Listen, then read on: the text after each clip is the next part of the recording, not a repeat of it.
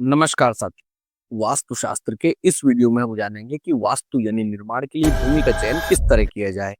तो वास्तुशास्त्र के अनुसार जो भूमि सुंदर वाणी यानी कलर, सुंदर स्वाद वाली यानी टेस्ट, सुंदर गंध यानी ऑर्डर वाली हो, दिखने में मनोरम, वो भूमि निवास निर्माण के लिए सबसे उपयुक्त मानी जाती है। परंतु जो भूमि दिखने में मनोरम ना हो, वहां से दुर्गंध आती हो, नीरस या पुरस हो, वो भूमि विपरीत फल देती है। अर्थात उसके वास्तु करने से धन धान्य और सुखों का अभाव होता है। जिस भूमि में जैसी वनस्पति उगती है उसके गुण वहां के निवासियों में आ जाते हैं। दुर्वा यानी धूप में जीवन शक्ति की अधिकता होती है, तो ऐसी भूमि में रहने वाले जीवन शक्ति से युक्त तथा वीर पुरुष होते हैं। कुश या काश वाली भूमि ब्राह्मी भूमि कहलाती है। हिंदू धर्म में कुश को भगवान विष्णु के शरीर से उत्पन्न माना जाता है, जो उसे अत्यंत पवित्र बनाता है। अथर्ववेद में इसे क्रोध शामक और अशुभ निवारक बताया गया है। उसके आसन पर बैठकर ध्यान करने से तन मन शुद्ध होता है और विघ्न बाधाओं से सुरक्षा मिलती है।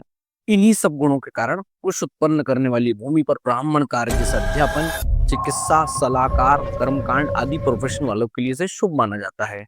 धार्मिक रूप से यह गणेश जी को अत्यंत प्रिय है, उनकी पूजा में चढ़ाई जाती है। औषधि रूप से यह अम्लता यानी एसिडिटी, कब्ज और पाचन संबंधी समस्याओं को दूर करने, रोग प्रतिरोधक क्षमता यानी इम्यून सिस्टम बढ़ाने, रक्त को शुद्ध करने और रक्त शर्करा यानी ब्लड शुगर को नियंत्रित करने में सहायक होती है।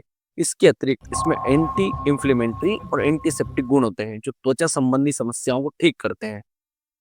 दुर्वा शरीर को रोग प्रतिरोधक क्षमता को बढ़ाती है, अतः ऐसे ही भूमि साहस के कार्य वाले प्रोफेशन से जुड़े व्यक्तियों, जिसे मिलिट्री, पुलिस, सशस्त्र सेना बल आदि के लिए बेहद उपयुक्त मानी जाती है। फल फूल लताओं से युक्त भूमि व्यापार कार्य करने वाले लोगों के लिए शुभ होती है। इसके अतिरिक्त अन्य प्रकार की शुभ वनस्पति वाली भूमि शेष वर्णों के लिए शुभ होती है, यानी उपजाऊ भूमि रहने के लिए सबसे योग्य होती है।